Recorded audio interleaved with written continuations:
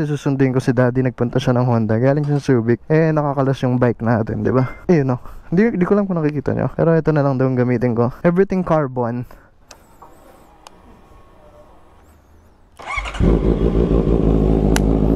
Damn. Yan, yung sa kanya kasi naka-twist, eh yung sa akin hindi. Tsaka kung makikita yung exhaust niya, naka-cone, kaya mas maganda tignan. Tsaka ganda na, sakto lang siya dito. Tapos black. Grabe. Ba't mababa?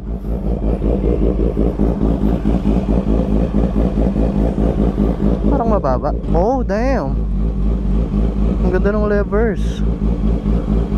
Fuck, ganda ng levers niya. Damn. Fuck.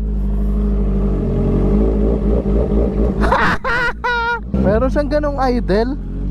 Fuck, gusto ko yung idle niya. Wang wang wang. Wang wang wang. Wang wang wang. Wang wang wang. Ganun ba yung akin? Parang gusto kong magpalit ng cone, yung cone type na muffler. Fuck, tsaka yung levers niya, I like the levers.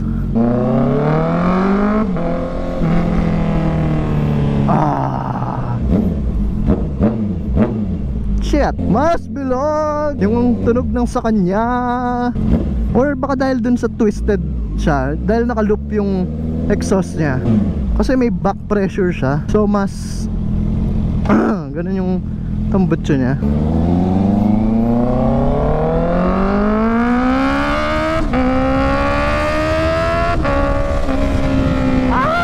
Sarap ng tunog. Ay!